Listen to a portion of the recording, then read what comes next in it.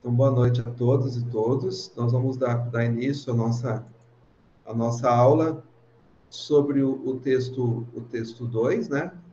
Na verdade, é o texto 2, que é Teorias Críticas à Juventude. Eu vou apresentar o texto, que foi dado na aula passada, a gente vai debater hoje.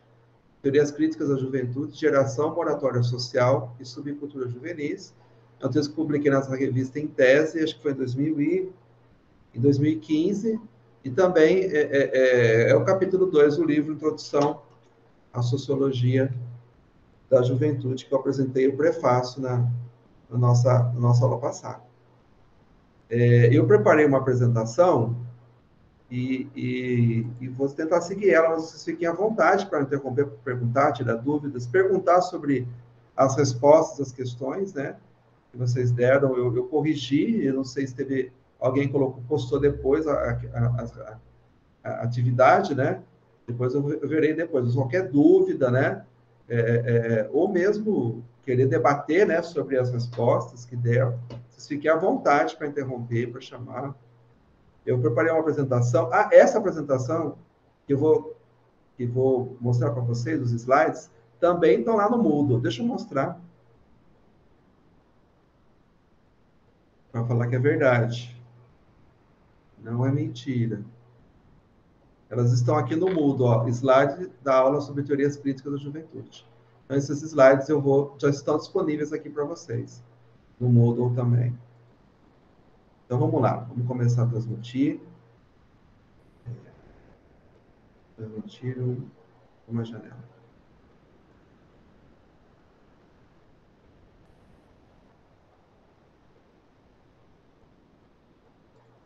Se também der algum problema com a transmissão, né, vocês me avisam, que eu não estou vendo mais vocês agora. Opa, vamos voltar ao primeiro slide. Então, nossa disciplina de Sociologia da Juventude, a gente vai abordar hoje o que eu chamei de teorias críticas da juventude. Tem um autor do campo das teorias do currículo, né, do campo da educação, chamado Tomás Tadeu da Silva, e ele, para discutir as teorias do currículo, ele dividiu elas em teorias tradicionais do currículo, teorias críticas do currículo e teorias pós-críticas do currículo, né? As tradicionais, que foram mais fortes durante a primeira metade do século XX, o começo, né, o início dos anos 1950, né? E as teorias críticas do currículo, que foram mais fortes nos anos 60, 70 e 80 do século passado. E as teorias pós-críticas do final do século XX e começo do século XXI. O que ele falou para o currículo dá para aproximar com a juventude. Eu tomei a liberdade de fazer essa associação, né? Dividir as teorias da juventude na sociologia em teorias tradicionais, teorias críticas, a gente vai falar hoje, de teorias pós-críticas. Mas para falar das teorias críticas, eu vou propor falar brevemente sobre as teorias tradicionais de juventude, que são bastante inspiradas numa corrente teórica da sociologia chamada estrutural funcionalismo. O estrutural funcionalismo, ele teve o seu auge, né, nos Estados Unidos nos anos 1950, e também no auge do estrutural funcionalismo, especialmente com um sociólogo chamado Talcott Parsons, eles desenvolveram o que eu chamei de concepção tradicional de juventude, que, de certa forma, é uma ideia de juventude que é forte até hoje no senso comum, né? Marca, inclusive, as legislações, as políticas públicas, ainda que na realidade das pessoas jovens, e muita gente superou isso, não só as pessoas jovens, mas a própria sociedade. Mas ela ficou como imaginário também. Então, o primeiro elemento dessa concepção tradicional de juventude, que as teorias críticas vão começar a desmontar, é que a juventude é sobretudo, uma faixa etária ou uma categoria etária definida, que tem que tem começo e fim, que são determinadas, inclusive, biologicamente, naturalmente.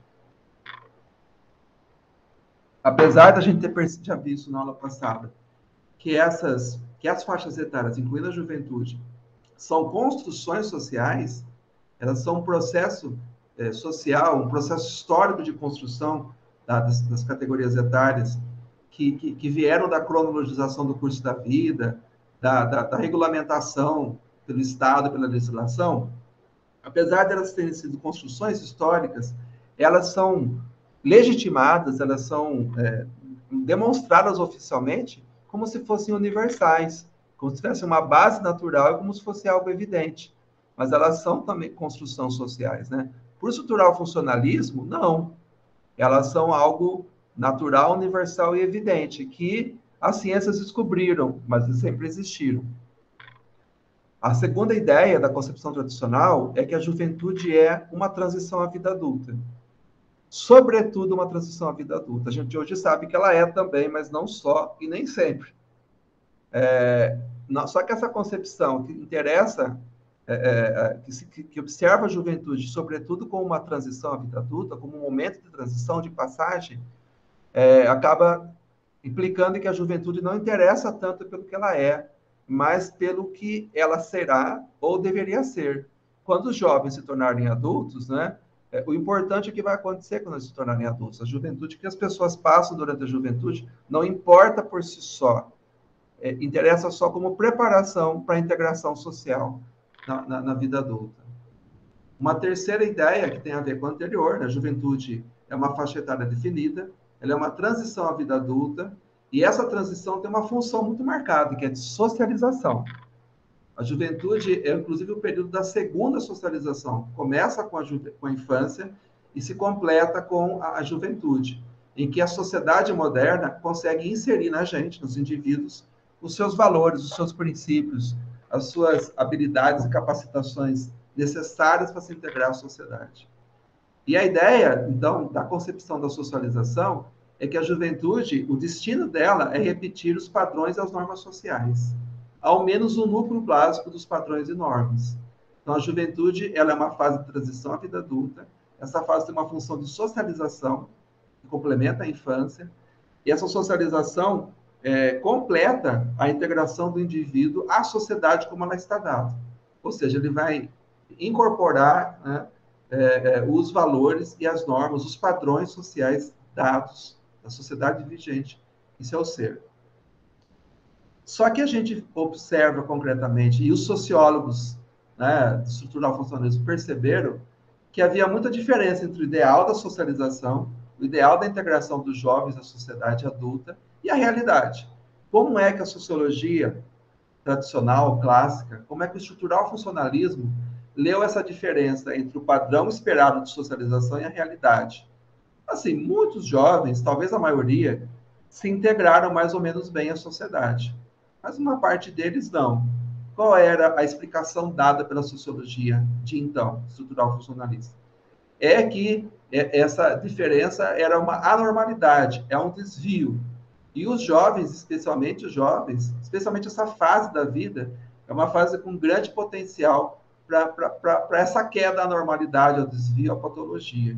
Ela tem uma grande sensibilidade, um grande risco, né? Então, quando os jovens sempre realizaram transgressões, releituras dos valores sociais, é, é, revoltas contra os padrões determinados, isso era lido pela sociologia tradicional estrutural funcionalista como anormalidade, desvio, ou como expressão de uma patologia social. Podia ser uma fraqueza dos próprios indivíduos, ou podia ser um sintoma de que a sociedade vivia uma anomia, algum problema que levava os indivíduos a esse desvio. Vamos lá. Aí, a quebra, bom, dito de outro modo, como era a noção tradicional de juventude na sociologia? Primeiro, era uma categoria etária determinada biologicamente. Segundo, ela tinha um caráter transitório de preparação. Aí a palavra propedêutico significa preparação, preparatório, né? O tempo da juventude não é o que interessa, mas sim o tempo da idade adulta, da maturidade. Juventude só uma preparação, uma fase mais plena. Também a ideia de educação aí, como no Durkheim, que vocês devem ter estudado, né? Tinha uma noção também propedêutica da educação, de preparação, como de integração das pessoas na sociedade e preparação para a vida adulta. A educação, a escola não tinha um valor em si, ela não respondia a questões do jovem nem da criança, como jovem e criança, né? A socialização secundária era a função da juventude. Há uma coisa que eu não falei, haviam grupos juvenis informais, sim, as pessoas formam suas turmas, seus grupos, seus coletivos, Mesmo a sociologia tradicional reconhece isso e reconhece que esses grupos juvenis informais, eles poderiam ter um papel também nessa socialização, complementar às instituições. Isso também é uma coisa interessante. Depois eu falo melhor da moratória social. E, finalmente, pela a própria complexidade da sociedade moderna, há o risco dos indivíduos terem a integração social falha, incompleta ou desviante. Aí o risco de desvio e da disfuncionalidade. E a juventude é um momento em que isso é muito possível, muito forte. Antes de seguir, gente, deixa eu perguntar se vocês têm alguma pergunta para essa exposição breve da concepção tradicional de juventude, que é da sociologia, mas também é da sociedade, até hoje, muitas vezes. Tudo bem, gente? Ficou razoavelmente claro? Por enquanto, tranquilo, Leandro. Se pergunta, interrompa. O Vinícius pode complementar, chamar, fiquem à vontade, tá? Eu vou Também não continuar. tenho dúvidas, não. Obrigado, Agostinho. Eu vou continuar. Eu vou fazer de um outro jeito. Porque daí eu consigo vir para cá um pouco. Se perguntar, falhou muito o meu áudio? Foi normal? Não, né? Tá, que hoje à tarde, numa reunião que eu participei, falhou um pouco. Vamos continuar aqui. Esse modo aqui.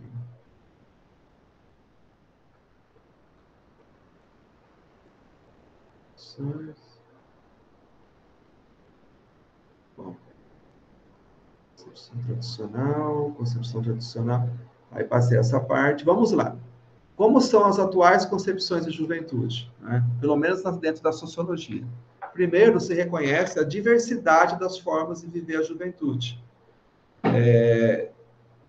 Depois, também, se reconhece a importância das experiências que os jovens vivem, não apenas como preparação ao futuro, mas como algo que tem que ter sentido para o próprio jovem, para o próprio sujeito. Afinal, a fase da infância e juventude leva um tempo muito longo. Se nada tem significado por si só, mas apenas como um momento posterior, é algo muito doloroso viver a juventude e a infância, né? É que nem aquela pergunta da menina na epígrafe, né? Que eu coloquei na aula passada, né? Eu sou ou não sou, né? Tenho um corpo, tenho ideias, tenho voz, mas eu não sou ainda porque eu sou criança, sou jovem, né? Bom, também a ideia de educação como tendo um caráter preparatório, mas também podendo responder a interesses e necessidades presentes dos jovens, assim como das crianças. A ideia de socialização ativa, ou seja, que as pessoas participam das decisões sobre sua própria socialização. Nós não somos só seres passivos nessa integração à sociedade.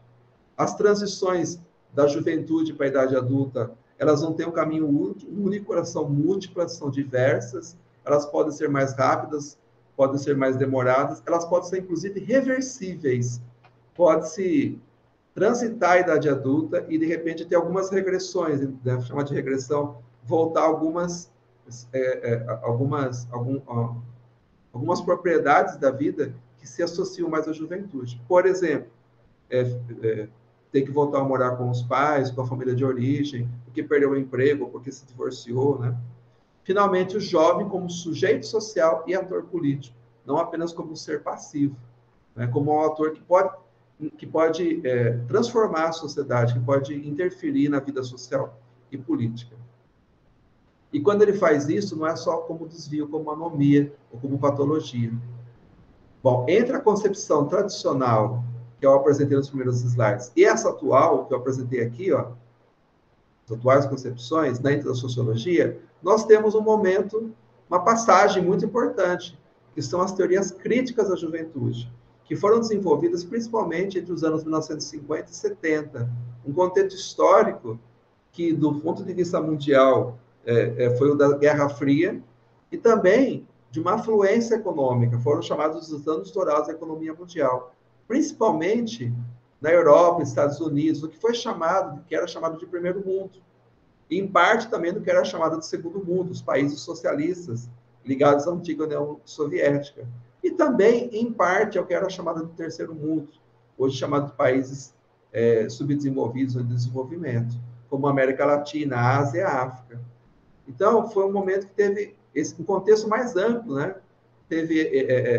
Foram marcados politicamente pela Guerra Fria, economicamente por uma afluência econômica muito grande, mesmo nos países pobres, né? Antigas colônias, e também pelos movimentos estudantis e pela contracultura, ou seja, pelos movimentos juvenis. A contracultura é muito conhecida pelo movimento hippie, mas também teve diversos movimentos e expressões de comportamento, culturais, artísticas, em várias partes do mundo, inclusive no Brasil. Um exemplo, o tropicalismo. Tá?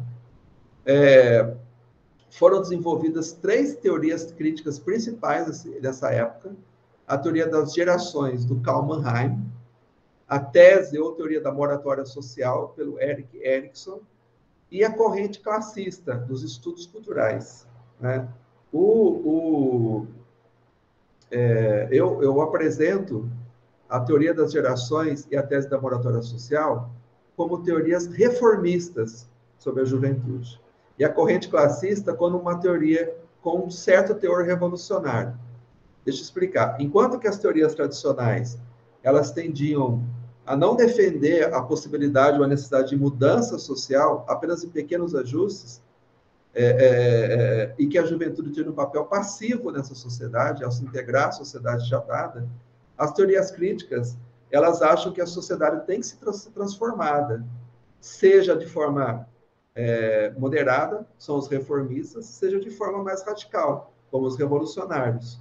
E a juventude, ou as juventudes, tem uma função, um papel importante nessa reforma ou na revolução da sociedade capitalista, ocidental, moderna. É o que liga essas teorias, né? Elas são muito diferentes entre si em vários aspectos, mas o que liga elas é o seguinte: um papel da juventude como um agente transformador social e histórico, e uma visão da sociedade como imperfeita, como uma sociedade que precisa ser transformada de cabo a rabo por uma revolução, ou reformada, né, que são os reformistas. Vou seguir, então, apresentar, ainda que brevemente, um pouco de cada uma dessas 3 teorias. Primeiro, o Karl Mannheim, que é um autor de origem húngara, que se refugiou com o nazismo, né? E com a invasão do leste europeu, de parte do leste europeu, pelos nazistas, pelos alemães, na Segunda Guerra Mundial, ele se refugiou na Inglaterra. Inclusive, ele também era judeu, né? Judeu com ideias progressistas, né? Não revolucionários, mas progressistas. Ele tinha tudo para ser perseguido, preso e exterminado, né? E ele acabou fugindo, refugiando na Inglaterra. E na Inglaterra ele desenvolveu um pouco mais algumas ideias importantes, né? Políticas, sociológicas dele. Mas a principal obra dele se chama Ideologia e Utopia. Ele fez ainda na Hungria, acho que na Alemanha, na verdade, ele estava na Universidade Alemã. Mais um motivo para ele fugir, para se refugiar. E, inclusive, algumas ideias dele sobre juventude já desenvolveu na Ideologia e Utopia já nos anos 20, nos anos 1920. Um livro bastante conhecido dele é Diagnóstico do Nosso Tempo, é um livro que reúne conferências dele no final dos anos 40, já na Inglaterra. Ele teve grandes ideias com muita influência, mais posteriores, póstumas do que na época dele, né, do ponto de vista da juventude e da reforma social que ele propunha, né? A ideia de juventude, de geração e de planificação democrática. Aqui são as 3 ideias que eu vou tentar brevemente expor, para que o texto explore mais, e fiquem à vontade para chamar, né? Que são ideias, gente, não é apenas uma arqueologia das ideias sobre juventude. São ideias ainda presentes, influentes nas políticas públicas, inclusive nos estudos sociológicos, porque elas ainda têm algum valor e têm alguma influência, né? Então não estou apresentando apenas para vocês como curiosidade, né? Primeiro, a ideia de geração. A geração, para o Mannheim, era uma situação social. Vou tentar explicar para vocês, né? No momento cada geração vive, durante a sua infância e sua juventude, experiências sociais históricas que são únicas, que são próprias, específicas. Isso especialmente numa sociedade de grandes mudanças sociais como a moderna. Em sociedades mais tradicionais, estou falando segundo Mannheim, tá, gente? Em sociedades mais tradicionais, as mudanças elas ocorrem muito lentamente. Então, não há uma ruptura entre uma geração e outra. As vivências históricas e sociais dos adultos é semelhante à das crianças e dos jovens de hoje. Então, vai ser difícil que haja uma diferença geracional significativa. Já nas sociedades modernas, em que a história é acelerada, a mudança social é acelerada, muito provavelmente as vivências sociais históricas das crianças e jovens em dado tempo vai ser diferente em relação aos adultos. Segundo Mannheim, durante esse momento da infância, especialmente da juventude, nós estamos construindo o que ele chama de padrões inconscientemente condensados, ou seja, vão ser valores, perspectivas, concepções, ideias que nós vamos construir por meio da nossa experiência com a realidade social e que vão servir de base para as experiências, todas as experiências sociais seguintes que a gente viver nas demais fases da vida. Quer dizer com isso, os adultos constroem os seus padrões, seus valores, suas referências sobre a vida, sobre a sociedade e a história, a partir das vivências deles na juventude deles. E quando acontece um fenômeno novo, um acontecimento histórico novo para os adultos, eles vão interpretar aquilo a partir do que a juventude. Os jovens têm uma outra forma de enxergar, porque eles ainda não solidificaram esses padrões sociais, esses valores sociais. Eles estão construindo isso ainda, porque eles têm uma vinculação experimental com a realidade. Essa ideia é muito importante do Mannheim, e eu considero que essa ideia do Mannheim, que é genial, de que a juventude é uma fase de vinculação experimental com a realidade social, ela ainda é muito importante para entender a juventude hoje. É algo que caracteriza muito ser jovem, uma vinculação experimental com a realidade. Os nossos valores, nossas ideias, nossos padrões, nossas ideologias estão em construção, estão em experimentação. Eles ainda não estão arraigados em nosso ser. A gente faz isso durante a juventude. Né? Por isso que a vivência geracional é tão importante como a arte. Ele diz que a geração é uma situação social. O que ele quer dizer com isso? A classe social, né, também é uma situação social. Ou seja, você entra numa sociedade e você pertence a uma classe social, mesmo se você não escolha. Você nasce filho de alguém que é da classe trabalhadora, da classe burguesa ou da classe média. Você não escolhe, você nasce, chega aqui. E a gente também não escolhe a geração que a gente vai nascer. A gente nasce num tempo, num momento, não tem uma data de nascimento. Escolheu qual geração você vai pertencer. Eu sou da geração X, geração Y, aliás, não gosto desses termos. Mas eu sou de tal geração baby boom, da geração contra a cultura. Eu não escolhi nascer nessa época. Vinha, assim como não nasci escolher. Não nasci, não, desculpa, não escolhi nascer em dada classe social. Então, a mesma coisa que acontece com a classe social acontece com a geração. É uma situação social determinada só pelo nosso nascimento, a princípio. A classe social pode ser transformada, as pessoas podem ter ascensão social, etc. Mas é algo que é determinado pela estrutura econômica. Algo acontece com com a categoria etária que a gente faz parte, com a geração que a gente nasceu. A gente não escolheu, a gente nasce nela. Essa situação social, por exemplo, a classe social, a pessoa pode se reconhecer como da classe trabalhadora e participar de um sindicato ou se filiar ao Partido Operário, por exemplo. Ou seja, a situação social, que é a classe trabalhadora, pode dar ou não origem a grupos concretos sociais, a grupos sociais concretos. Por exemplo, um partido, um sindicato, um movimento social, ou até mesmo criar uma consciência de classe, né, que o Marx fala tanto. Mas isso não é automático, isso não é pré-determinado, é uma possibilidade. A mesma coisa acontece com a geração. Não é? É possível que as pessoas de uma mesma geração construam uma consciência geracional, inclusive desenvolvam grupos próprios, grupos sociais próprios. Por exemplo, você tem aqui a contracultura, o movimento estudantil, né? Formar um grupo dos amigos para brincar ou para fazer uma festa, porque a gente tem interesses diferentes dos adultos, por exemplo. Isso é uma possibilidade, não é uma certeza. Então, a geração é uma situação social que pode dar origem a grupos sociais concretos, como grupos juvenis, movimento estudantil, grupos contraculturais, grupos juvenis de uma igreja, de um partido político, que o Mannheim chama isso de unidades de geração. Inclusive, dentro de uma mesma geração, podem ser formados unidades geracionais, né? Porque assim, o Mannheim ele fala o seguinte: uma geração pode ser que as pessoas daquela geração elas criem uma consciência de que elas vivem numa geração, num tempo histórico diferente dos adultos. O Mannheim chama isso de unidade de geração, parecido com o que o Marx chama de consciência de classe. Tudo bem, gente?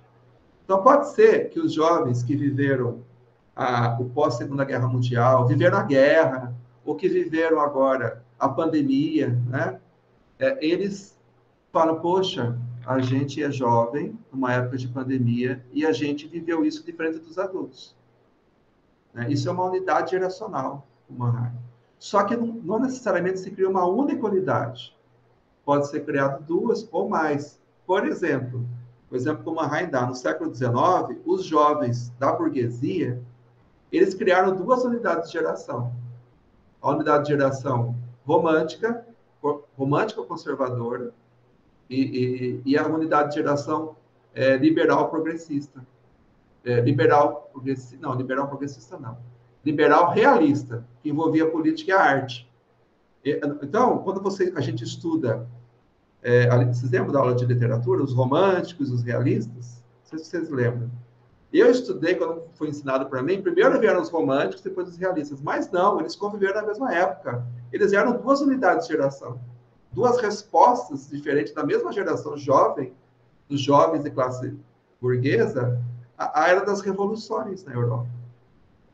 Quando a gente olha, por exemplo, o que aconteceu no Brasil desde 2013, depois o impeachment da Dilma, a ascensão do atual presidente, essas coisas, a gente vê que um grupo de jovens formou uma unidade de geração contrária a essa regressão e outra apoiou. Uns foram construir um movimento passe livre, foram fazer as ocupações, participar do movimento estudantil, e outros foram participar do movimento Brasil Livre, ou seja, duas unidades de geração. Eu dei dois exemplos, né, do movimento Passe Livre e do movimento Brasil Livre, que são grupos juvenis concretos. É quando uma pessoa, uma unidade de geração, ela cria consciência e chega a formar grupos, partido, movimento, né? Mas, enfim, acho que a ideia principal aqui é das unidades de geração. O Mannheim, então, ele percebe que a juventude na sociedade moderna, ao criar uma consciência histórica, potencialmente, ela pode criar uma consciência social histórica diferente dos adultos, ela tem um potencial renovador. Ela pode ser portadora dos novos valores e das novas reformas, das reformas que precisam acontecer. Quando o Mannheim está escrevendo ele está escrevendo ainda durante a Segunda Guerra Mundial. A Inglaterra, os Estados Unidos, né, os países aliados ainda estão tentando derrotar o eixo, os nazistas. E aí ele diz o seguinte, o que aconteceu desde a Primeira Guerra, do entre guerras e a Segunda Guerra Mundial? As sociedades liberais, capitalistas liberais, fracassaram e deram espaço para sociedades totalitárias, seja na versão nazista, fascista, da Itália, da Alemanha, do Hitler, seja na versão do comunismo soviético. Isso é o Mannheim falando. Né? O que as sociedades totalitárias fazem? O contrário do liberalismo. As sociedades totalitárias, elas planejam toda a vida social. Elas têm um planejamento, inclusive, minucioso. E, com isso, destroem a liberdade. Só que não dá para a gente mais voltar ao liberalismo. A gente precisa construir uma sociedade que não seja nem totalitária, mas também não adianta a gente querer voltar ao liberalismo. A gente tem que construir uma sociedade que ele chamava do planejamento democrático, da planificação democrática. Uma sociedade que combinava a liberdade do liberalismo com o planejamento do totalitarismo, só que esse era um planejamento democrático, e que as pessoas precisavam participar das decisões. Teria que ser uma democracia participativa. Ora, com os adultos, não daria para construir essa nova sociedade. A gente teria que fazer isso é uma raiva falando. Teria que fazer a mesma coisa que os nazistas fizeram, que foi convencer a juventude a adotar o nazismo e obrigar os adultos a se calarem e a aceitar o nazismo. Assim, palavras muito duras, é um pouco isso que ele está dizendo. Né? Então, ele via a juventude como um potencial renovador da sociedade. Era ela que ia apresentar o novo, os novos valores, a nova sociedade possível para a sociedade adulta e ser um instrumento da transformação social. Mas o Manhai não está dizendo que são os jovens que criam essas ideias, né? Necessariamente. Uma coisa interessante que o Manhai diz também é que quando os jovens estão experimentando a realidade, pode ser que eles se sintam insatisfeitos com as respostas oficiais dadas, com os valores vigentes, com os padrões de integração social hegemônicos. E eles ou desenvolvem padrões próprios, valores novos, inclusive outras ideias sobre como ser jovem, ou eles podem buscar os próprios adultos que são heterodoxos, são aqueles rebeldes, que são aqueles excluídos, né? Isso aconteceu, por exemplo, na contracultura, exemplo que eu gosto de dar, né? Que eles foram, muitos dos papas da contracultura eram antigos membros da geração Beat, né? Um exemplo só, né? Então, eles se inspiraram em adultos rebeldes, né? Que tinham uma posição marginal na cultura para tentar construir uma nova cultura. Por exemplo, na contracultura. É um exemplo que não necessariamente a juventude cria os novos valores, mas ela pode se inspirar em adultos que são marginalizados, que são excluídos, que são heterodoxos. O Manhai teve uma influência bastante interessante no Brasil.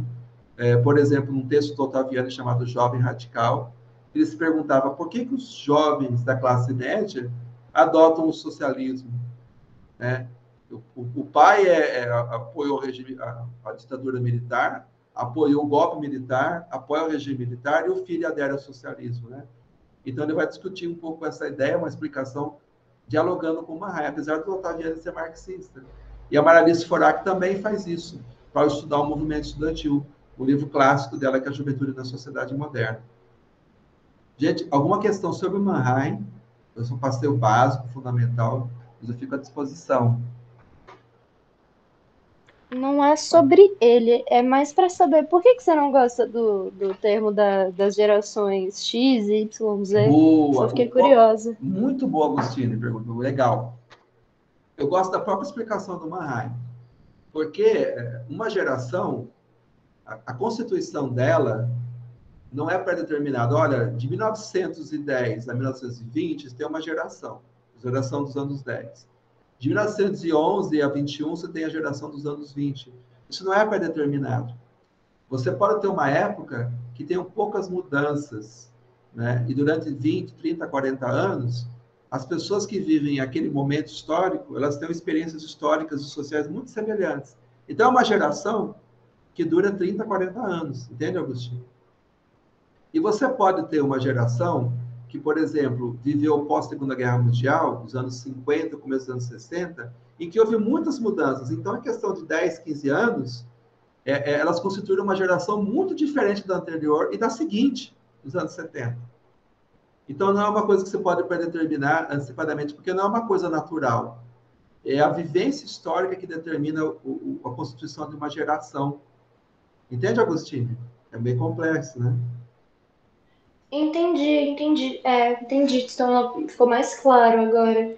Sua pergunta foi Porque muito boa. Pode falar. tem aquele debate na internet da geração Z versus os millennials.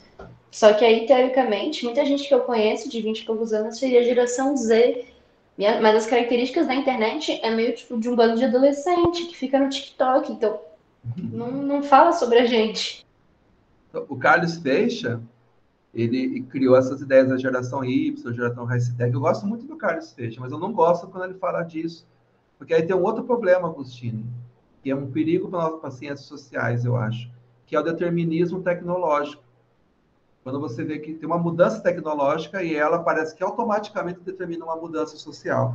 Então, passou da geração que mandava e-mail para agora não, agora são as redes sociais, o Facebook, o Instagram, é uma outra geração. Agora a geração do TikTok é uma outra geração. Então, esse determinismo tecnológico também ele é perigoso, Agostinho. Eu não gosto, eu acho que é uma coisa que a gente tem que tomar cuidado, né? É importante como que as pessoas, os grupos sociais, incorporam as mudanças tecnológicas no seu dia a dia. E isso pode levar a rupturas geracionais ou não. Só para eu vou adiantar o que eu vou falar agora, é o assunto da próxima aula, mas só para me posicionar, tá, Agostinho? Eu e para o Vinícius também já conversou isso algumas vezes. A minha tese sobre as mudanças tecnológicas, especialmente as comunicacionais, da tecnologia de informação e comunicação, é que elas incitam a um coaprendizado entre gerações. As gerações mais novas e mais velhas vão ensinando e aprendendo entre si a usar as tecnologias, usar as linguagens. Mais do que formar gerações estanques entre si, elas coabitam no aprendizado das novas tecnologias, não só, né, na verdade, também dos novos valores, dos novos padrões, das novas ideias culturais, dos novos comportamentos. Como a mudança é muito rápida, não tem tempo de uma geração se solidificar. Então, entende? Não sei se estou conseguindo explicar, né? No tempo do Manhai, dava um tempo de 10, 15, 20 anos entre cada geração, porque as mudanças não eram só tecnológicas, elas eram históricas, elas eram rápidas, mas assim, não assim, tão aceleradas como é hoje. Não dá tempo de uma geração se firmar. Então, na verdade, as diferentes categorias etárias, acho que é um termo melhor, elas ensinam e aprendem mutuamente. Eu acho que é mais essa tendência na tecnologia e em outras coisas também, do que cada ano de uma geração diferente. Só antes de passar para o Leandro, tudo bem, Agostini? Você entendeu a minha resposta? Sim. Não precisa concordar com a minha resposta. Entendi, entendi. Nossa, só abriu muitas janelas aqui, mas entendi, sim. Eu acho que a ideia da geração do Manheim, ela pode ser contestada hoje por causa do mundo muito mutante. Mas a ideia da juventude como vinculação experimental com a realidade é uma ideia muito importante. Inclusive, ela se torna um valor para os adultos conseguir fazer isso como os jovens fazem. Eu vou motivar a voltar a esse assunto também. Passa a ser um valor importante para os adultos também conseguir desaprender e reaprender, ou seja, se vincular experimentalmente com a realidade. Mas a gente volta para esse assunto na aula que vem. Leandro?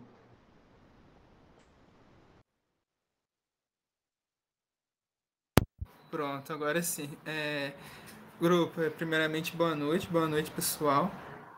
Então, a pergunta que eu ia fazer, você até deu uma breve direção para ela, já que é a seguinte: eu ia perguntar justamente se o conceito de geração já não é um conceito para se pôr em xeque atualmente, devido a essa ultra velocidade de aceleração do tempo, de experimentação com o tempo. Eu também concordo, né, que a questão da experimentação com o tempo ainda é muito válida, mas o conceito geração mesmo, eu acho que ele é no mínimo de difícil de aplicar atualmente.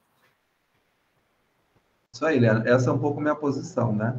Mas acho que não vamos jogar fora, porque você usar a ideia de unidade de geração para explicar os jovens progressistas e os jovens conservadores, né? Atualmente, ajuda a explicar a ideia. Então, não é jogar fora, né?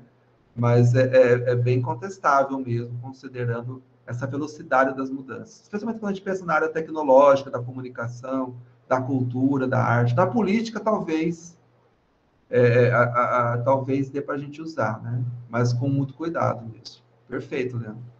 Então, eu queria só fazer mais um comentário, Sim. porque eu estava pensando nisso também. No começo da explicação sobre geração, você falou que a gente compartilha a experiência da pandemia, né? E aí, quando você falou isso, eu pensei justamente, né? Tem a juventude que concebe a pandemia como uma doença a ser combatida, e também tem a juventude que concebe a pandemia como uma, sei lá, não sei nem o que dizer sobre, sabe? Então, é realmente bem complexo mesmo essa questão de juventude, porque atualmente, justamente devido à influência da internet, do excesso de informação, a gente é difícil encontrar um referencial único de compreensão perante aos acontecimentos, sabe? A geração parece que vai se esvaziando nesse sentido, entende? Leandro, sua questão é muito boa. Brevemente, a gente pode refletir com mais calma sobre isso. Eu queria fazer um comentário, pelo menos. Nós, adultos, eu, Vinícius, né? quando a gente chegou à pandemia, a gente tenta achar alguma coisa que a gente viveu no passado, alguma experiência, como fundamento para a gente se portar na pandemia. A tendência dos jovens, dos adolescentes, até das crianças, é viver isso como uma experiência de iniciação, inclusive. Na verdade, no futuro, né, os jovens vão olhar para a pandemia e vão ver como eu me portei lá, eu resolvi ou não resolvi os problemas, para tomar como indicador de comportamento futuro. O que a gente, adultos, fez com a pandemia, a gente não viveu a pandemia, mas a gente recupera experiências semelhantes para orientar nosso comportamento, atitude, né? E uma outra coisa que eu queria completar também, os adultos tendem a ter um retorno na idade adulta um pouco mais à vida privada. Não, eu acho que uma coisa teria que pensar um pouco mais, né? Um pouco mais para falar isso. Mas a gente pode voltar à questão do jovem precisar da vida pública, da sociabilidade pública, mais do que os adultos. Especialmente eu com 50 anos, né? Ficar em casa, sem televisão, trabalho remoto, foi muito menos penoso que meus filhos. Para eles perderam muito mais do que eu, né? Vocês também. Eu teria que elaborar melhor para falar isso, né? O que mostra que há diferenças entre jovens e adultos, apesar das gerações não ficarem tão claras onde começa uma acaba a outra, tem pessoas jovens e adultos que têm experiências sociais diferenciadas de acordo com a sua categoria etária. Acho que a pandemia ajudou a mostrar isso de vários modos. Bom, beleza, Leandro. Obrigado. Vou seguir agora com o próximo autor, chamado Erik Erikson. Na verdade, ele é da psicanálise, ele fez um livro muito influente, e as transcenderam a psicanálise e vieram para as ciências sociais, inclusive para as políticas públicas, para as legislações. Especialmente dele a ideia da moratória social, ou moratória psicossocial, como ele chamava. O livro mais famoso dele se chama Childhood and Society, Infância e Sociedade, 1950, e só para apresentar rapidamente, ele usando a psicanálise, ele estabelece 8 fases ou idades da vida, né? Que supostamente todas as pessoas passariam. Primeira infância, segunda infância, terceira infância, a latência, a adolescência, a juventude, ou a fase jovem adulto, a idade adulta e a maturidade. Então, olha só que legal, ele identifica 2 momentos da juventude, né? A adolescência e a juventude propriamente dita. A adolescência está ligada com a puberdade, do ponto de vista biológico, físico. Eu não vou falar das anteriores, para não falar muita bobagem, tá? E a juventude está ligada ao que ele chama de juventude, né? Essa passagem físico-corporal, psicológica para a idade adulta. Há um conflito básico que determina as questões psicossociais dos adolescentes, que é a construção da identidade versus a confusão de papéis. Então, na fase da adolescência, as pessoas estão construindo sua identidade, isso para eles significava encontrar os seus papéis sociais na sociedade, sua profissão, sua carreira, começar a construir a ideia do que é ser pai, do que é ser mãe, do que é ser marido, esposa, do que é ser trabalhador, trabalhadora, e por aí vai, né? Ou seja, ele vai escolher uma determinada carreira, um determinado papel social, né? Então, essa fase, só que existe o risco de ele se confundir, né? Eu vou já adiantar, tá? O que o Mannheim propõe? Como essa fase aqui ela é a mais crítica no mundo moderno, talvez não fosse antes, é preciso que a sociedade constitua um momento que ele chama de moratória social, para que os adolescentes consigam experimentar diferentes papéis sociais, até escolher um. Isso pode ser na escola, pode ser nos grupos sociais, pode ser nos grupos religiosos, nos grupos que o Estado fomenta, pode criar o grupo dos escoteiros, sei lá o que, grupo jovem religioso. Todos eles, que já existem de modo informal, teriam que ser reconhecidos oficialmente. E esse tempo que ele chama de adolescência, que também, na verdade, essa ideia foi trazida para a juventude, é um tempo, então, que os sujeitos eles têm que ter uma certa liberdade para experimentar diferentes papéis, possibilidades, até definir um. Isso é uma coisa bem legal, porque, inclusive, várias pesquisas hoje reconhecem que isso é importante na sexualidade, né? As meninas, principalmente, experimentam muitas possibilidades sexuais, relacionamento com outras meninas, com meninos, antes de escolher ou descobrir a sua orientação sexual. Os meninos, eles são mais, como se diz, mais fechados em relação a isso, mas também acontece entre os meninos, essa experimentação, inclusive sexual. O Erickson também estava pensando nisso, né? Ele também estava pensando, o que você vai ser, né? Qual profissão você vai seguir, qual cidade você vai morar, qual papel social você quer desenvolver, qual a identidade, qual estilo musical, qual estilo cultural. É o momento da gente poder experimentar e, se a gente cometer erros, ou fazer uma escolha que não é tão boa, ter a possibilidade de reverter, fazer uma outra escolha. Inclusive, uma certa condescendência a erros dos jovens. Inclusive, essa ideia foi importante da moratória psicossocial para se constituir as legislações de proteção à infância e adolescência, que o adolescente que entra em conflito com a lei, ele não vai responder segundo o Código Criminal. Ele vai responder, mas segundo um código um pouco mais relaxado, vamos chamar assim, que é mais educacional do que punitivo. Então, a própria ideia do Instituto da Criança e da Adolescência, ela pensa a adolescência dessa forma, né? Ele tem responsabilidade, mas não igual a um adulto. Ele está num momento de construção do seu ser. Então, aí vem a ideia da moratória social do Erik Erikson. E aí depois ele fala da qualidade que é adquirida, afinal, da juventude, uma identidade, né? Eu vou falar mais dessa para a gente não se confundir, né? Mas só para mostrar que essa ideia da puberdade dele, da adolescência, é tudo em todo um contexto amplo de desenvolvimento psicossocial, né? Há uma ideia, inclusive, que essas fases da vida elas são determinadas biologicamente, né? Uma transformação biológica, que acarreta mudanças psicológicas e também comportamentos coletivos sociais, né? Deixa eu completar aqui. Aí o livro que ele desenvolve melhor essa ideia da moratória psicossocial é um livro chamado Identidade, Juventude e Crise, 1968. Ele propõe a moratória psicossocial, que oficializa, reconhece, institucionaliza a juventude como uma condição liminar, de passagem, como um sujeito que está um pouco fora da sociedade.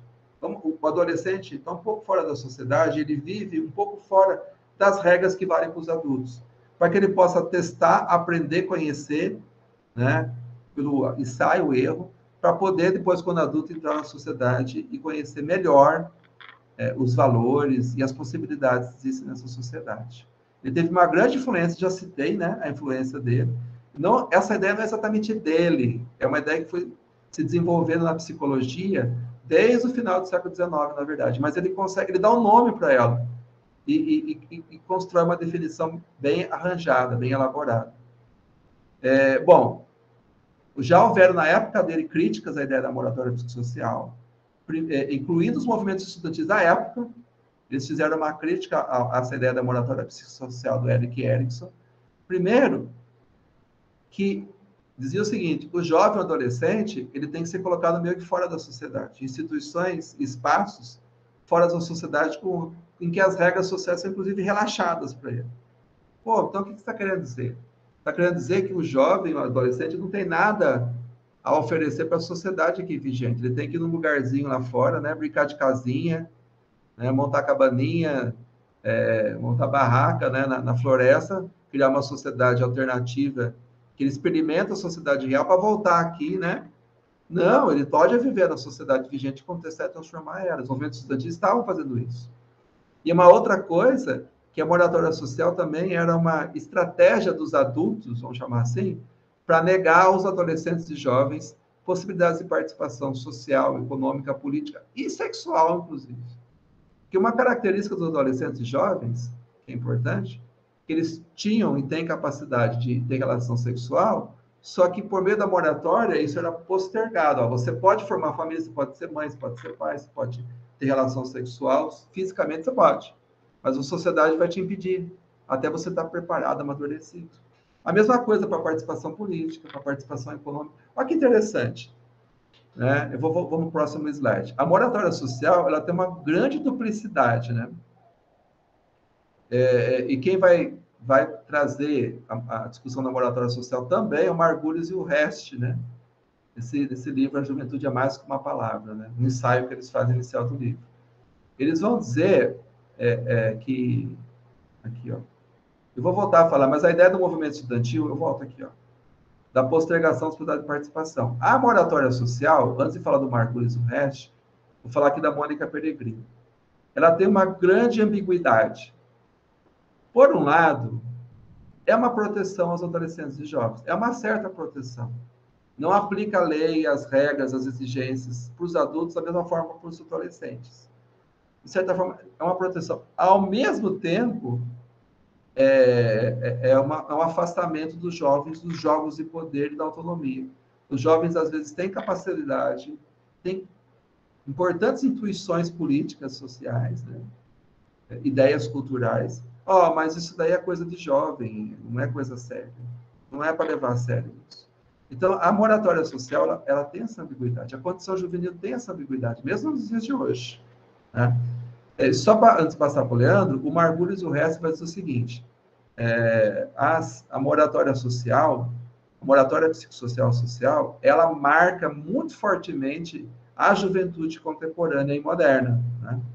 Seja como realidade, seja como imaginário, como expectativa, porque ela propõe, a moratória social, uma postergação de exigências sociais que permitem a gente ser jovem, trabalhar, se engajar no mundo do trabalho, se casar, ter filhos, formar um lar. Ao mesmo tempo que ela impede de ter participação política, dificulta o jovem a ter seu dinheiro, porque ele não pode trabalhar, ele não obriga ele a ter todas as exigências de um adulto.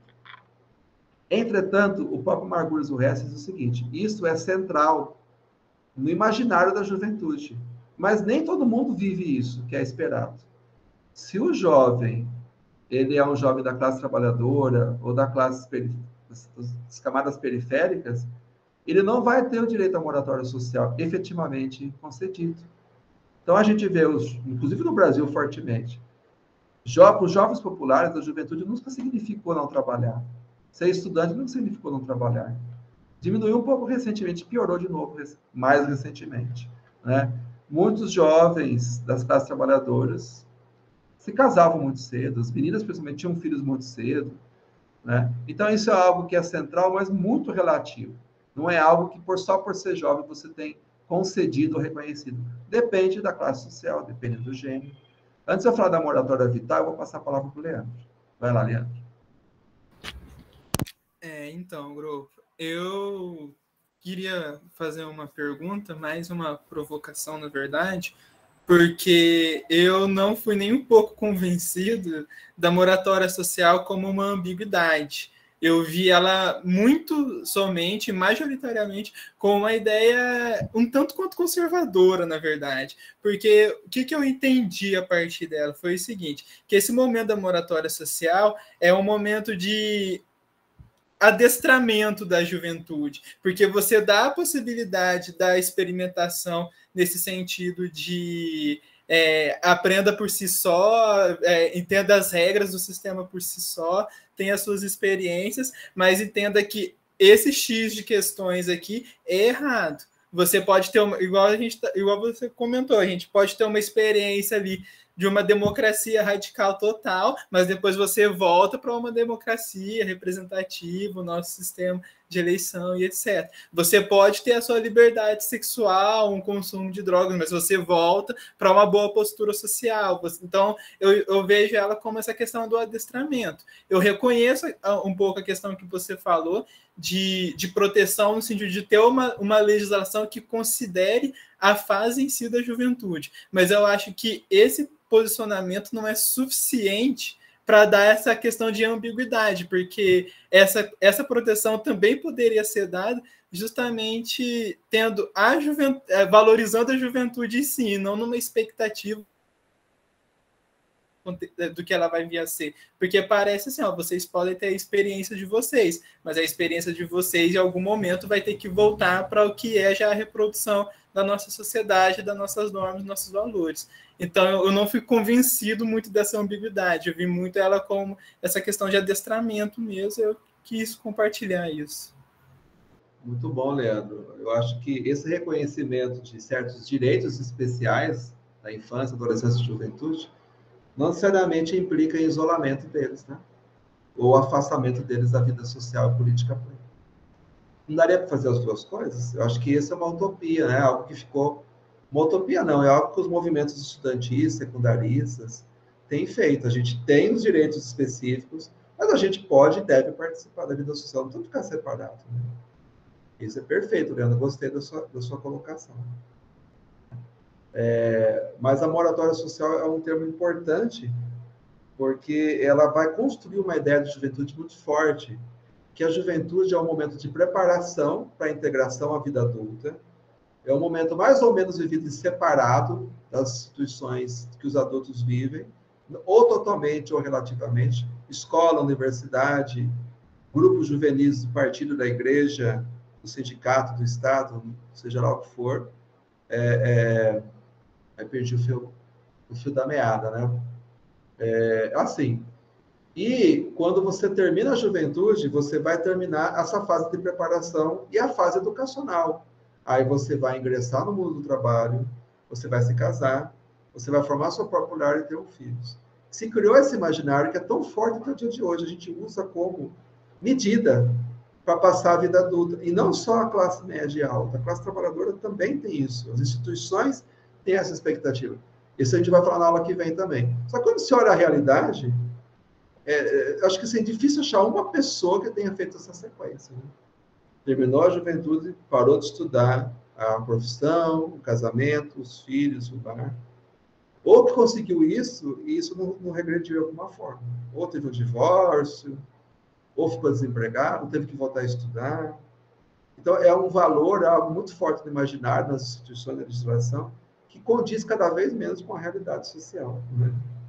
Isso eu acho que é uma coisa legal também, para a gente tem que repensar a moratória social. Beleza. Vamos seguir, gente? Eu não falei da moratória vital. Porque o Margulis e o resto, eles lembram de uma coisa. Olha, se a gente olhar os jovens, eles têm uma coisa que o adulto, por mais que o adulto use uma roupa jovem, vá na academia, faça plástica, né, a pessoa adulta, né, ela não vai ter o que o jovem tem, que é o tempo de vida, a duração da vida e uma energia juvenil. Quem faz 35, 40 anos, né, o Vinícius está com quantos? A gente descobre que isso é verdade. A energia da juventude... As quarentinhas só. Não adianta tomar vitamina, suplemento, fazendo academia, não adianta. Tem uma energia vital da juventude e tem o tempo de vida, a duração da vida, que é algo que a gente nunca recupera mais. Né? Que o Margulis e o resto chamam de moratória vital. Ou seja, tem a moratória psicossocial, que é o reconhecimento da sociedade ou o imaginário da sociedade sobre o que é a juventude, mas tem algo muito concreto, corpóreo, vital, que é a moratória vital. Um jovem normalmente vai viver mais tempo que uma pessoa que é adulta ou velha, naquele momento, né? E o jovem tem normalmente mais energia física que uma pessoa adulta e velha. Estou falando da forma geral, né? Lógico que tem as exceções, né? Só que, assim, o que ele diz, existem pessoas que são jovens no corpo, na idade, tem essa moratória vital, mas não tem a moratória social reconhecida. Vão ser obrigados a ir para o trabalho, vão se casar muito jovens, né? Vão ter filhos, por falta de orientação sobre prevenção, né? De como não ter filhos, contracepção, e não vão ter oportunidades de uma trajetória educacional. Então, são os jovens não juvenis. Tem a moratória vital, mas não tiveram a moratória social reconhecida. E existem os não jovens juvenis. São pessoas que já passaram pela fase da juventude, seja pela idade, seja pela energia vital, mas temam em viver como se fossem jovens. Inclusive, tem uma ideia da terceira idade, né? E é uma ideia forte, né? Porque a terceira idade, ela não é só a terceira idade, o idoso tentar ter uma aparência física como um jovem, ter um vici como um jovem, ter uma vida sexual como um jovem, trabalhar como um jovem, mas é uma coisa curiosa na terceira idade, que é resgatar projetos da juventude que foram perdidos. Então, é uma coisa muito forte. mas são não jovens juvenis. Eles têm uma espécie de reconhecimento, uma moratória social ainda, como se fossem jovens, mas não tem mais o corpo de jovem. É uma ambiguidade muito interessante que o Margulis já percebe. Gente, vamos seguir para a próxima teoria. Se vocês não tiverem perguntas, eu vou falar da corrente classista. É a última teoria. Vamos lá. É lógico que é uma introdução a essas teorias, tá, gente? Bom, a corrente classista marca muito ela os estudos culturais. Os estudos culturais, na verdade, eles se originaram num centro de estudos culturais da Universidade de Birmingham, na Inglaterra, que era um departamento de literatura inglesa, de literatura britânica e inglesa. Eles começaram a estudar as culturas juvenis, lá no final dos anos 60, começo dos anos 70. O auge da produção deles foi esse livro, organizado por Stuart Hall e Tony Jefferson, Resistance Through Rituals, Youth Subcultures in Post-War Britain, ou seja, resistência por meio de rituais, subculturas juvenis na Grã-Bretanha pós-guerra. Conhecem o Stuart Hall? Já viram falar dele? Acho difícil alguém nas ciências humanas não ter ouvido falar do Stuart Hall. Ele é um cara, um sociólogo, cientista social de origem jamaicana, negro, que fez sua carreira na Inglaterra, né? Desde o final dos anos 60, que ele vai ser muito importante para o pós-estruturalismo. Mas ele começa nos estudos culturais que eram de origem marxista.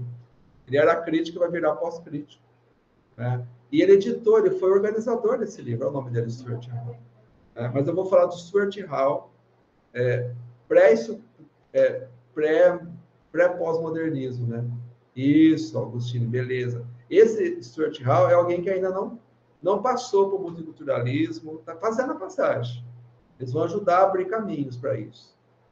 Bom, eles vão fazer essa discussão sobre juventude, criar a corrente classista, com base no marxismo, mais o marxismo cultural, especialmente do Antonio Gramsci, um filósofo italiano fundamental, né, dentro do campo do marxismo, mas especialmente o Antonio Gramsci.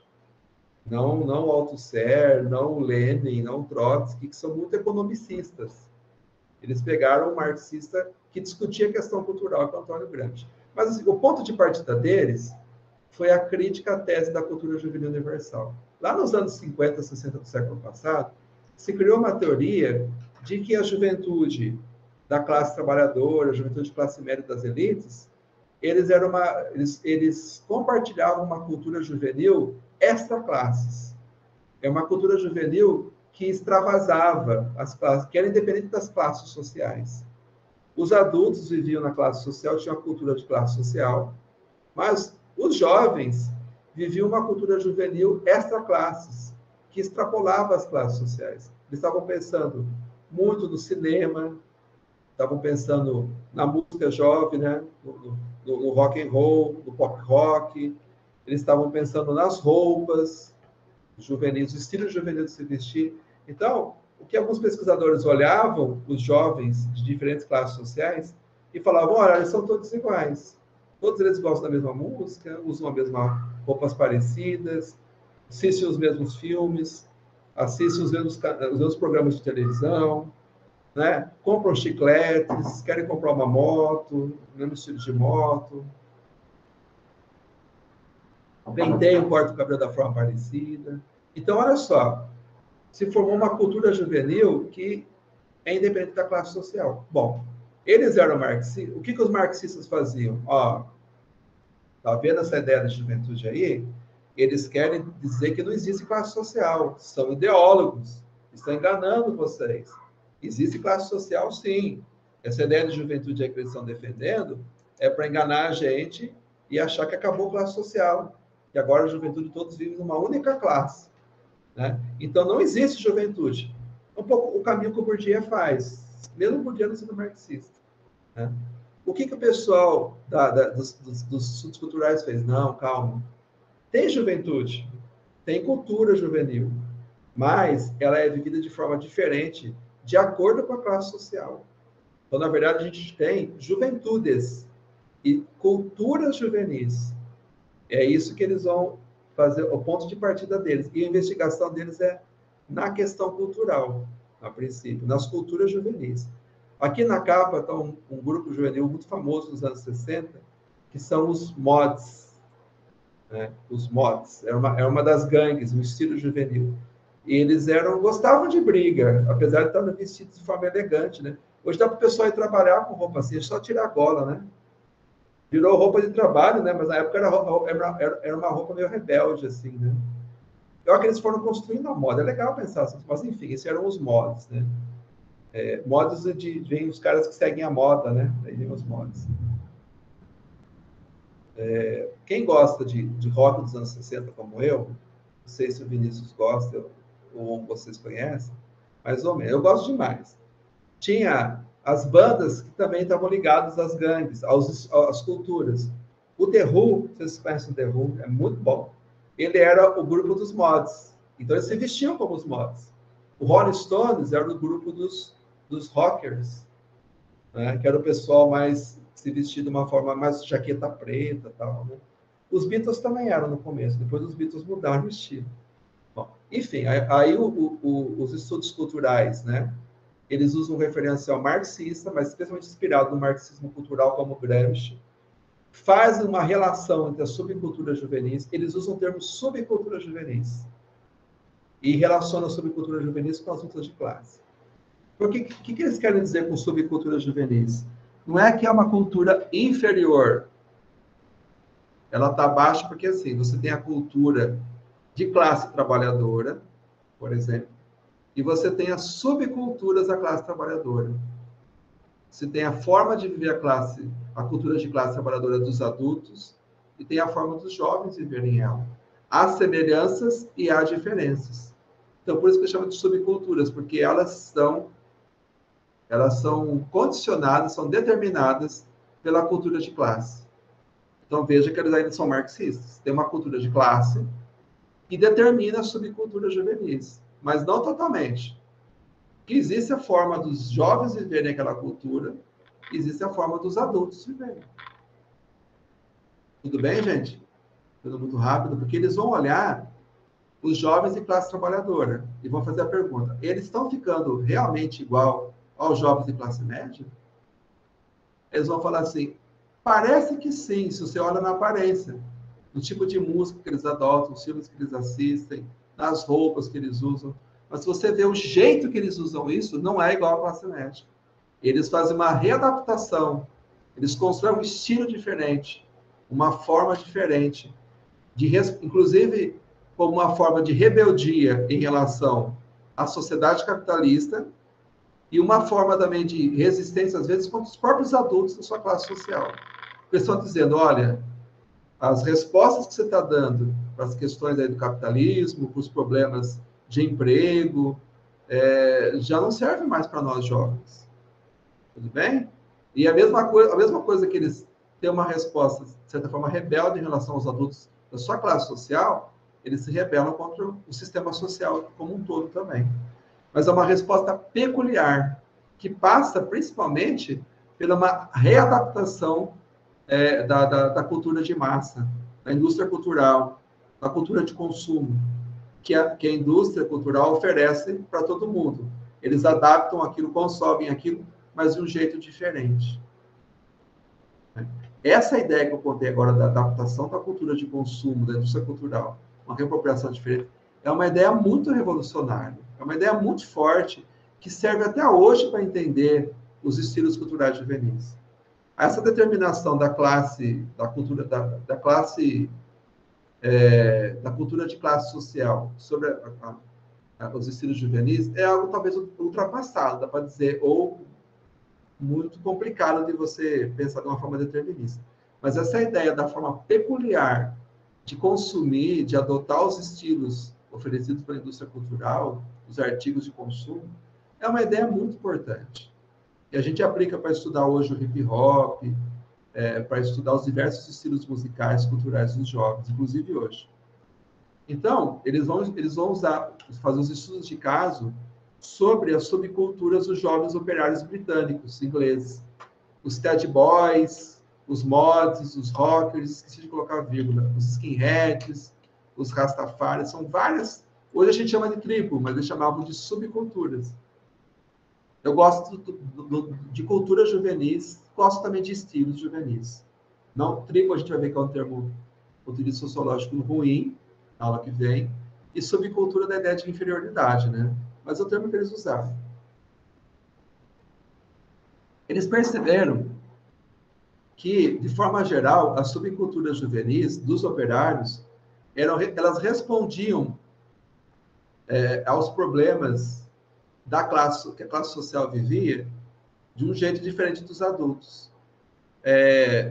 Por exemplo, os adultos da classe trabalhadora, na verdade também os da classe média, viveram na Segunda Guerra Mundial, depressão, Primeira Guerra Mundial, em contextos de uma terrível pobreza, escassez econômica. Estou pensando na Inglaterra, tá? Só assistir filme da Segunda Guerra Mundial, da depressão, que a gente entende isso. Então, qual que era a postura dos adultos que eles tiveram que fazer quando jovens? Economizar, trabalhar bastante, guardar dinheiro, guardar comida debaixo da cama, esconder comida debaixo dos soalhos, entende? É uma postura bastante de economizar. E também, diante da guerra, de entrar em acordo com os patrões, de entrar em acordo com a classe burguesa, com a classe capitalista, para vencer a guerra contra os alemães, contra os nazistas. Bom, isso valia para a época da guerra, da depressão. No pós-segunda guerra, a economia é outra. Então, como que você vai querer que os jovens não consumam, não vivam a vida numa época de afluência econômica? Fica um dado. Em 1950, de cada 10 casas na França, 7 não tinham geladeira. 10 anos depois, inverte. Cada 10 casas tem. 3 só não tem geladeira. Então, só para ficar num exemplo forte, você pode... mudou a vida, né? Há a possibilidade de consumo, de ter prazer hoje, não é só sobreviver e postergar para um futuro de menos pobreza, de mais dificuldades. Acabou a guerra. A gente vive no pós-guerra. E a outra coisa também é entrar em acordo com o patrão, em vez de lutar com ele por mais direitos. A atitude dos trabalhadores era diferente, dos jovens era diferente dos adultos. Não era a conciliação de classe. Estou simplificando bastante, né? Mas, assim, mesmo dentro dos jovens, tinham respostas um pouco diferentes. Isso foi a ideia geral, do consumir e do enfrentar. Os Ted Boys, os mods, os rockers... Vou dar um exemplo, a diferença dos skinheads para os mods. Os mods, assim como os Ted Boys, eles tentavam usar a roupa da elite, de um outro, se reapropriavam, para tentar demonstrar respeito. Nós somos jovens, mas a gente se veste bem, mas a gente tem estilo. Então, você é adulto e você é da classe média, olha a gente com mais respeito, né? É uma tentativa, inclusive, de ser aceito, né? Por outros grupos sociais e pelos próprios adultos. Já os skinheads, eles fazem o contrário. Eles são normalmente jovens ligados a grupos da classe trabalhadora mais tradicionais e que enfrentavam a concorrência de trabalhadores imigrantes. Então, os skinheads, eles vão adotar uma atitude de enfrentamento. Eles não vão adotar as roupas da moda, ou vão usar a calça rasgada, aquele cabelo moicano, uma atitude agressiva, especialmente contra os imigrantes, mesmo da própria classe, né? Então, são atitudes diferentes, tem uma diferença dentro da própria juventude. Mas que tem a ver também com a subclasse, né? Uma outra coisa legal que eles já percebem, que tem a classe é a principal deles, a classe social, mas eles percebem a questão dos gêneros. Eles percebem que as subculturas juvenis são vividas de forma diferente entre os homens e as mulheres. Eles percebem que as mulheres, tradicionalmente, viveram mais o mundo privado ou o mundo do trabalho como complemento de renda ao trabalho do homem. Então, o homem sempre foi visto na classe trabalhadora como aquele que estava no mundo público e a mulher mais no mundo privado. Isso se repete na subcultura juvenil entre os jovens. Então, os estilos que eu citei, vocês viram que a foto não tinha nenhuma menina, né? Os estilos culturais são vividos mais pelos meninos. As meninas vivem a cultura juvenil, a subcultura juvenis, mais no mundo privado. Elas vão comprar os posters dos artistas, vão escutar o disco em casa com as amigas. É uma subcultura mais privada também. Só aos poucos as meninas vão começar a ocupar também os espaços públicos, justamente entre os mods, né? Uma coisa também interessante de citar. Bom, eu não vou me alongar demais, eu vou acho que terminar aqui a conclusão, porque está ficando muito longo, chato. As teorias críticas, elas rompem com as teorias tradicionais em alguns pontos.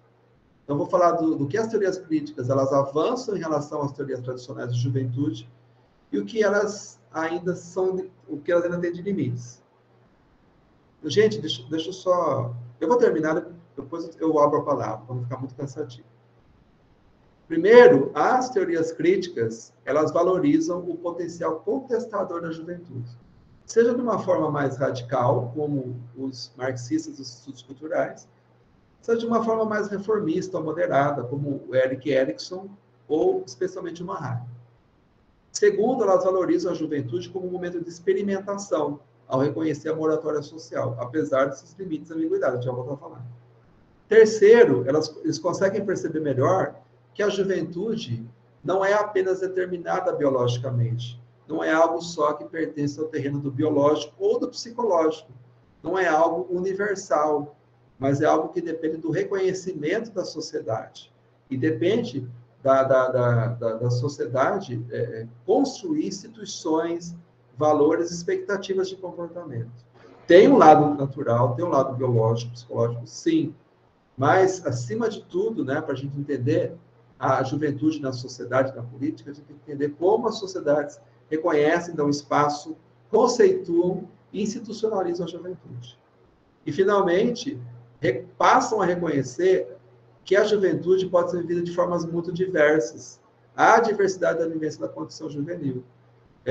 De acordo com a classe social, com o gênero, nacionalidade. Eles também fazem, eu pulei, uma discussão dos Rastafaris, na Inglaterra, já no final dos anos 60, que eram jovens jamaicanos imigrantes que trouxeram para a Inglaterra aquela cultura que hoje a gente conhece muito em torno do reggae. Ele vai mostrar que tem uma subcultura juvenil que tem a ver com de classe, de juventude, mas também tem a ver com a nacionalidade, ou com o ser imigrante. Bom, os limites das teorias críticas, né? Primeiro, elas mantêm ainda muito forte a noção de socialização, orientada e guiada pelos adultos, porque, assim, no fim, deixa eu só explicar, para o Mahat, e talvez para os estudos culturais, os jovens são inovadores, são transgressores, mas eles sempre precisam que o adulto oriente eles. No fim, eles acabam chegando nessa ideia. Vou simplificar bastante. No fim, ainda são jovens que, para se socializar, dependem da orientação dos adultos. Não do diálogo com os adultos. Ainda é os adultos do fim que vão conseguir interpretar os sentidos, o caminho para a reforma social e orientar os jovens em como eles devem fazer esse trabalho de reforma ou revolução. E se mantém também a ideia de uma transição linear da idade adulta à juventude. Uma passagem, assim, linear, como se diz, como um desenvolvimento, né? Com a passagem do menos racional para o mais racional, progressiva. Obrigado, Leandro. Progressiva, né? Se mantenha nessa ideia. E também você tem, de um lado, especialmente aqueles que são influenciados pelo marxismo, ainda um determinismo econômico ou classista, né? Você vê que os estudos culturais chamam as culturas juvenis de subculturas, porque ainda o mais importante é a cultura de classe. E ainda, baseado no marxismo, especialmente, mas não só, olha, negar a juventude. Olha, a juventude, os caras estão dizendo que todos os jovens são iguais, mas estão deixando a classe social de fora.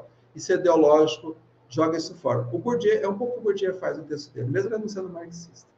Puxa, falei demais, eu quero ouvir vocês. Vocês têm dúvida? Vinícius, você não falou nada, não interrompeu, pediu a palavra, você quer falar agora? Ouvindo. É só essa questão mesmo, né, da preocupação da compreensão dessa categoria juventude, né, que ainda hoje, né, a gente está falando início aí com Augustine, né, questão do texto do Bourdieu, né, a preocupação de se entender quem efetivamente são esses jovens, né? Então, até hoje, essas teorias contribuem muito para essas discussões, são relevantíssimos, né, para qualquer estudo que for fazer sobre juventude. E eu praticamente me aproximei muito dos estudos de Bigman, né, exatamente pelo mestrado, né? No mestrado a gente usou ele muito como base, né? Mas você vê, lá foi uma discussão complicada por questão do marxismo, que é o que o senhor está também esbarrando, por exemplo, aqui o tempo todo, né? Então, por exemplo, a gente tinha professores que eram mais marxistas ortodoxos, então eles mesmos se opunham depois às escolas de Birkman, né? Aos estudos culturais, por entender que eles distanciaram, né, da análise, especialmente no que diz respeito à juventude. E aí, por exemplo, eu fui fazer algumas disciplinas com alguns desses professores depois em outras instituições, e aí eles usam puramente lá, por exemplo, aquele manuscritos filosófico econômico, né, do Marx, por exemplo, e o manifesto dele lá do Marx, e de lá para entender a juventude, ou seja, é uma resistência muito grande de entender talvez a tradição marxista enquanto classista, né, para entender a juventude, ou seja, não aceita muito o estudo de Bigman, né? Eu tive alguns problemas com isso na minha defesa, porque o pessoal achava que se o Marx não fosse jovem, jamais ele escreveria os manifestos, muito menos os manuscritos, muito menos o manifesto. Aquilo lá é coisa de jovem, com toda a sua riqueza e os seus riscos, os seus erros, né? Desculpa, te cortei. Não, tranquilo. É isso mesmo, só se inventa tanto que essa dificuldade, né, de às vezes, de uma teoria para outra, de um teórico para outro, o desafio da compreensão de cada uma dessas categorias, né? Mas é legal como que os estudos culturais conseguiram, a partir do marxismo não ortodoxo, né, avançar, né? Porque eles realmente perceberam uma coisa grave nas outras teorias, todas as outras, inclusive estrutural funcionalismo, na geração do Mannheim. Por exemplo, quando fala hoje geração Hashtag, o Carlos Reis, geração Hashtag, ele não discute, tá, mas como que é o jovem trabalhador que não tem internet em casa, daquele jovem dele? Eles são a mesma geração, eles vivem da mesma forma. Os estudos culturais mostraram que não dá, é impossível.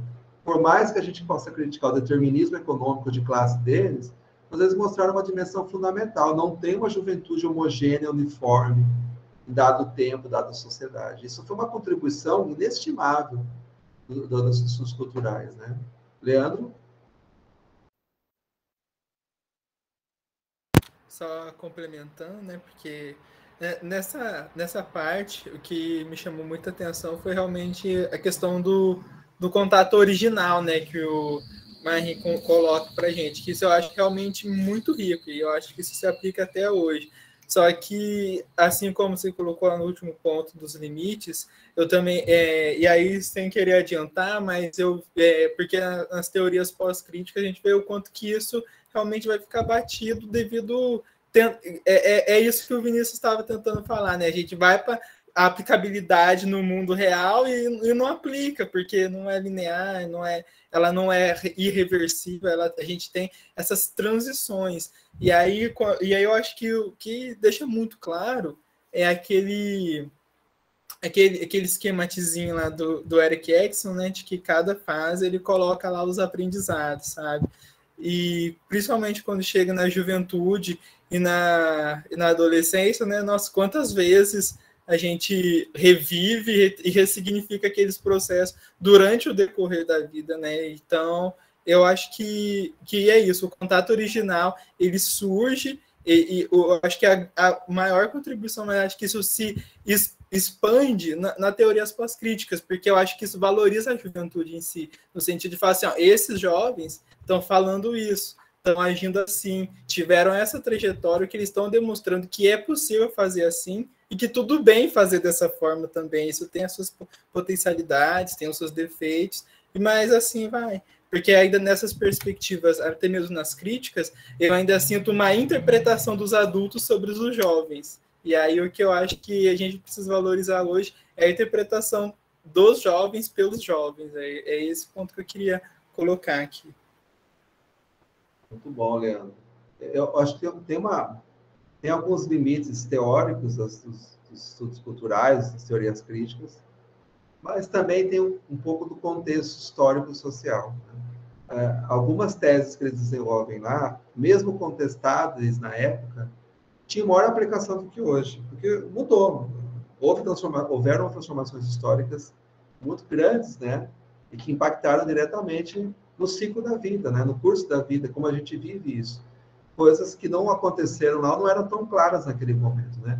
Então, tanto que eu comecei a aula falando do contexto histórico, Guerra Fria, a afluência econômica, os movimentos juvenis, estudantis, né?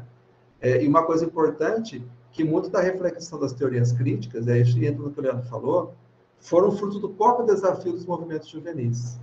Eles incomodaram o Mannheim, especialmente o Erickson, e depois os estudos culturais. Como que a gente responde e entende isso, né? E esse reconhecimento do jovem como sujeito social, ativo e intérprete da realidade vai ser mais forte nas teorias posteriores, né?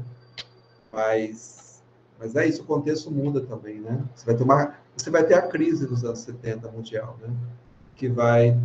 Porque, assim, só para terminar, a moratória social era um projeto civilizacional, que, em parte, foi vivido em alguns países, por algumas classes, mais por um gênero que outro, e começou a se expandir mundialmente, né? E continua a se expandir, só que cada vez mais com limites, contradições. Hoje a gente, moratória social, está muito diferente do que foi o projeto antes, né? É uma outra coisa, né?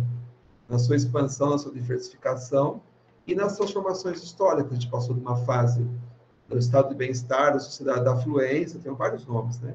Uma época que tinha o socialismo soviético, uma época do neoliberalismo, da globalização, e de forte crise econômica, né? Então, o que era a moratória social, ela mesma foi se expandindo, se transformando, se negando, é um pouco o assunto da próxima aula. Então, é sempre bom a gente olhar uma teoria, ver o contexto histórico. Os autores, as autoras, eles tinham um limite do tempo, da sociedade deles, né? O que tinha acontecido, o que é possível observar para teorizar, né?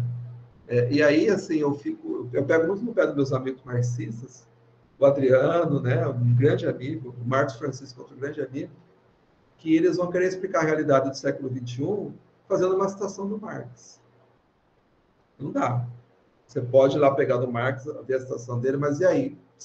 O Marx nos ensina que tem que partir da realidade concreta, dos dados concretos da realidade concreta. Não é do manuscrito dele, não é do texto dele, o texto dele dá ideias. Ele interpretou a sociedade da época dele. Vamos fazer o mesmo, né? Eles riem, brincam, né? Entendem, mas é verdade. Né? E aí o meu amigo fez a tese dele, não foi o Adriano, o outro amigo fez a tese dele para explicar a sociedade do século XXI, baseado, qual que era o argumento de autoridade dele? Não eram os dados concretos, mas o que o Marx falou no século XIX. Não dá, gente. Né? Para frente, né? Eu adoro o Marx, mas o Marx não faria isso hoje. Grupo. Para servir de pergunta, então, de introdução para a próxima aula, você acha que essa questão contextual é um ponto a mais para deixar ainda mais claro uma questão de ruptura entre modernidade, uma pós-modernidade, uma segunda modernidade? Faz a pergunta de novo, desde o começo. Essa questão da ruptura histórica? Isso mesmo. Se você acha que essa questão contextual é um indício a mais para fortalecer uma interpretação de ruptura entre modernidade e pós-modernidade. Ruptura não no sentido absoluto, né? Porque a gente sabe que tem continuidades também, mas no sentido de interpretação teórica, eu digo. Eu sou, no fundo, do ponto de vista da interpretação histórica, mais defensor da segunda modernidade do que da pós-modernidade. Né? E eu vejo a segunda modernidade menos como muito pouco como uma evolução, muito mais como uma complexidade com decadência. Né? Mas isso assim, é um ponto de vista. Eu não sei se eu conseguiria... Eu já fui muito menos pós-estruturalista. Hoje eu sou muito mais do que antes. Eu era assim, pós-estruturalismo, o pós-modernistas, eles são neoliberais, eles são capitalistas. Não é bem assim. Hoje eu compreendo e respeito mais do que outrora. Mas ainda a minha visão histórica talvez seja um pouco tradicional, no sentido que a gente... A pós-modernidade é um termo ruim, né? Mesmo o termo pós-crítico não é muito bom. E ela dá a entender que é uma sociedade que ainda se constitui sobre os escombros da modernidade. Porque quando eu chamo de teorias pós-críticas, é isso, eu e o Tomás Tadeu. São teorias que se constroem a partir dos escombros das teorias críticas.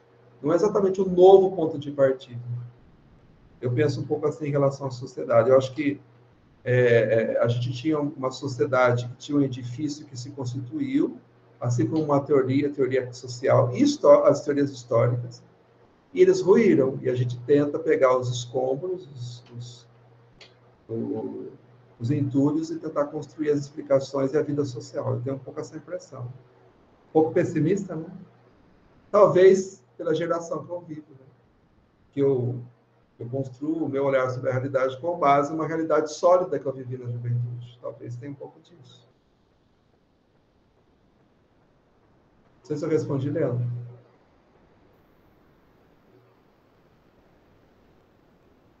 Eu não estou te ouvindo, não sei se os outros estão ouvindo. Perdão, é que eu ouço com fone e preciso falar sem o fone, por isso que às vezes acontece esse delay.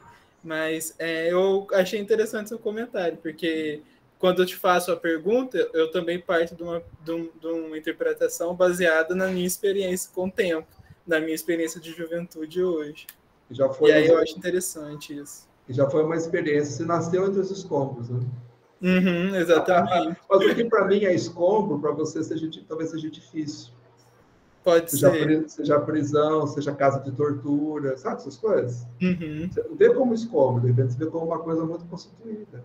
Então, olha como o olhar geracional é diferente. Exato, é algo para se considerar. Eu acho que nesse ponto a gente ainda tem exatamente uma questão geracional. Que tem implicações teóricas interessantes. Muito legal, Leandro, sua pergunta. Agradeço muito. Bom, gente, mais alguma coisa para a gente conversar? Só fazer um adendo na fala do Leandro aí, grupo. Por exemplo, essa questão, né, da juventude pela própria juventude, né? A gente vem tentando fazer esses percursos, vários, né, pesquisadores, mas é interessante, eu volto lá atrás na minha problemática com Marx, lá desde com os estudos culturais, né, para entender a juventude.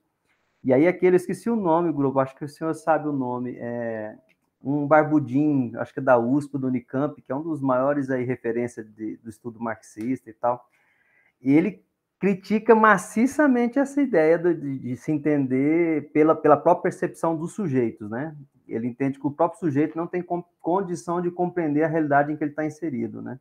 Então, esse foi de novo, volta, né, o problema lá atrás, que eles disseram, se você vai se amparar muito dentro da linha marxista para entender a juventude, vai ter problema porque ele entende que não seria esse caminho. Eu esqueci o nome dele, é Carlos alguma coisa, vou tentar achar aqui depois, não sei se o grupo recorda dele.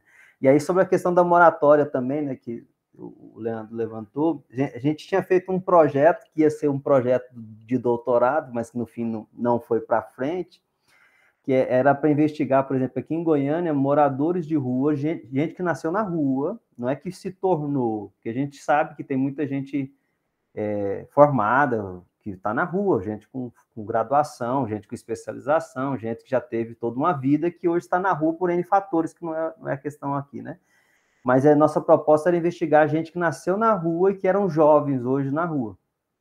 E aí tentar entender, por exemplo, isso que o grupo estava falando, como é que então ele entendia esse conceito de moratória para ele, né? Como é que isso ficaria, né? Para aquele que não teve um tempo para se entender a juventude, porque primeiro ele nem teve estudo, porque esse que nasceu na rua, que vira na rua, ele nem conhece a escola, ele não conhece a mídia, pelo menos não plenamente, como a gente já concebe hoje em termos de internet, que era século XXI a proposta, né? Não conhece a religião, porque muito provavelmente ele também não tem convívio religioso em nenhuma religião, porque ele não pode adentrar, obviamente, por mais que ele possa ser assistido, mas ele não consegue ser plenamente aceito em nenhum grupo, efetivamente. Então, todas as instâncias socializadoras que a gente tem, né, trabalho, família, religião, ele está meio deslocado, né? E aí, como é que seria esse jovem, né? Então, esse era um projeto que até teve aceitação em alguns lugares, mas no fim não foi muito para frente, não. Mas era um pouco para compreender isso. Como é que fica a moratória social para aqueles que nasceram na rua? não que ficaram na rua, mas quem nasceu na rua.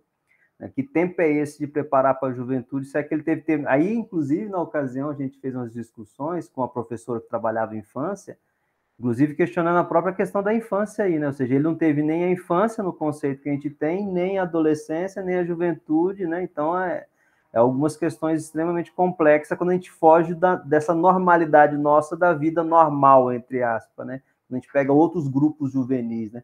Do mesmo jeito, a gente propôs uma outra, que aí virou até um artigo, né? Que é da pedagogia da terra, para pensar, por exemplo, esses jovens que nascem já dentro dos movimentos sociais, como o Movimento Sem Terra, por exemplo, e outros, como é que seria a leitura deles do trabalho, da educação enquanto juventude. Também para questionar a moratória social, né? Usando esse conceito da moratória, né?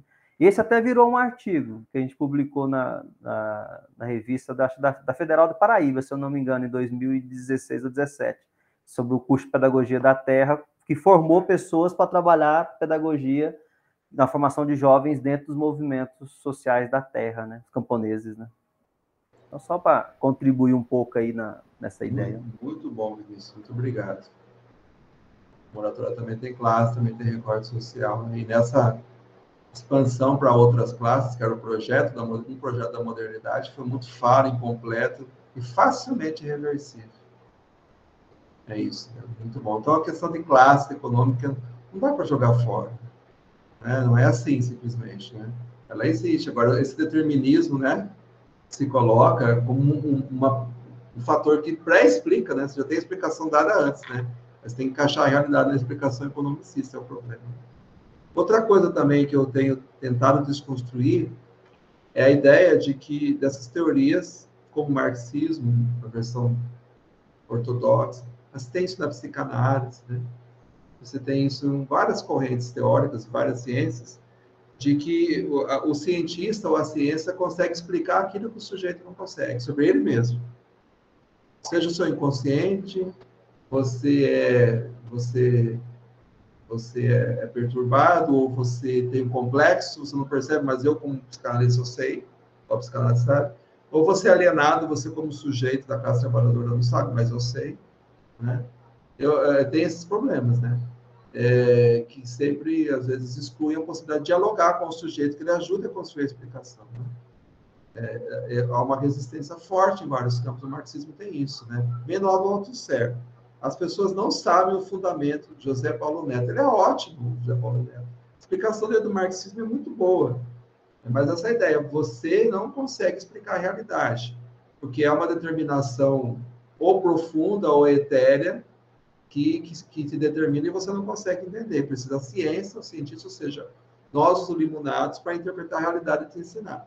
Isso tem no Althusser.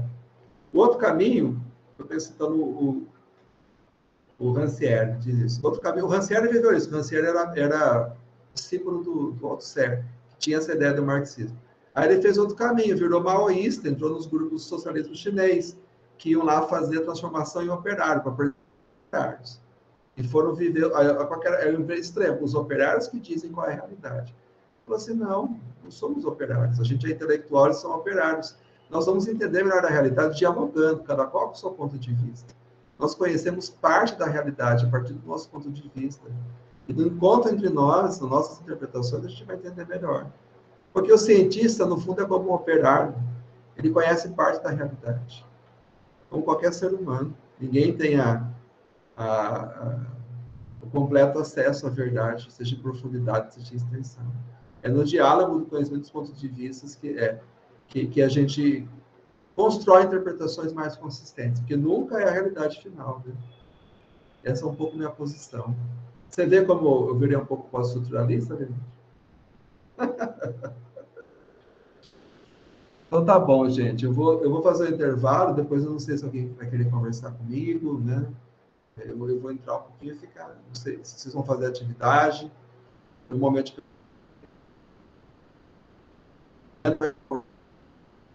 eu lá a proposta, só encaminhei lá. Senão eu nem volto depois. Vocês que sabem. Para mim travou um pouco, grupo. Você poderia repetir, por favor? Eu falei da questão, se vocês... eu falei que eu mandei a proposta de iniciação científica voluntária, sua. Tá? Já aproveitei e mandar, vamos esperar a resposta. E perguntando se vocês vão querer conversar comigo depois do intervalo. Eu vou fazer o seguinte, eu vou fazer um intervalo de 15 minutos, e eu volto, fico um pouco por aqui, às vezes alguém tem alguma dúvida, alguma pergunta. Sempre bom ficar à disposição. Pode ser? Como sempre, não se sintam obrigados a entrar. Aí tá gravando. Gente, então tá bom. Se você, quem não voltar mais, obrigado.